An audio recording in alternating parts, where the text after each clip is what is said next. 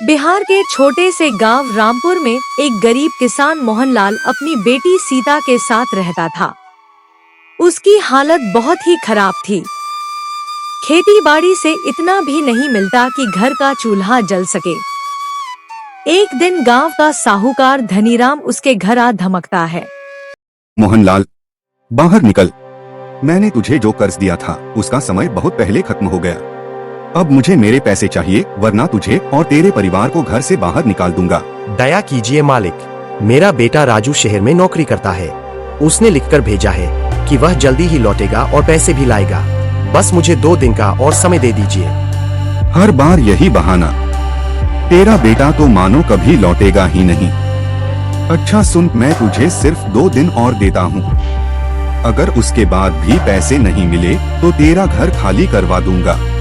साहूकार वहाँ से चला जाता है। पिताजी भैया सच में आएंगे ना? अगर नहीं आए तो साहूकार हमें गांव से निकाल देगा। बेटी तू चिंता मत कर, राजू ने वादा किया है, वह जरूर आएगा। 2 दिन बाद गांव में खबर फैलती है कि जिस कारखाने में राजू काम करता था वहाँ भीषण हादसा हुआ और कई मजदूरों की मौत हो गई। मोहनलाल, बहुत बुरा हो गया।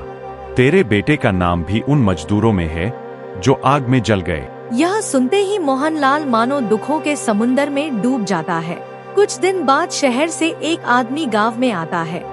भाइयों, मुझे मोहनलाल का घर बताइए।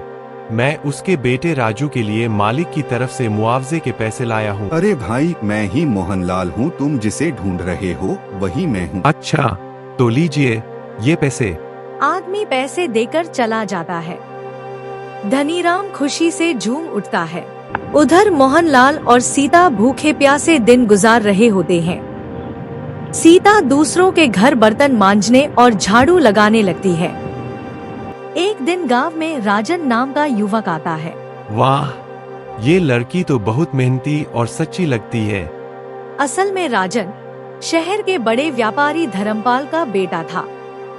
वह अपनी नजर सीता पर डाल चुका था। राजन अपने पिता से कहता है, पिताजी, मुझे इसी लड़की से विवाह करना है। कौन सी लड़की? गांव में गरीब किसान मोहनलाल की बेटी सीता।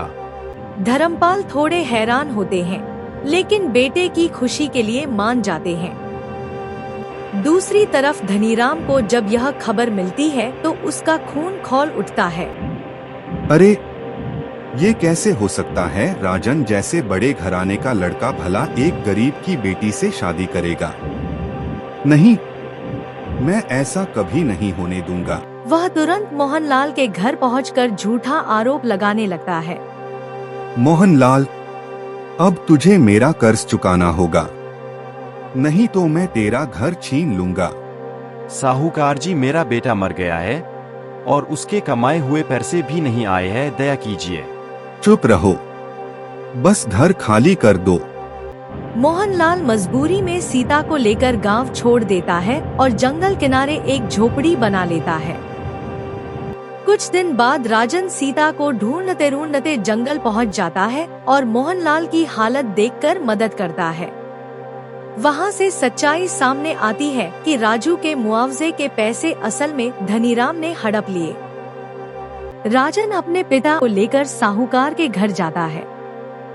धनीराम, तूने गरीब का हक मारा है। तूने झूठ बोलकर मुआवजे के पैसे ले लिए और ऊपर से इन्हें गांव से निकाल दिया।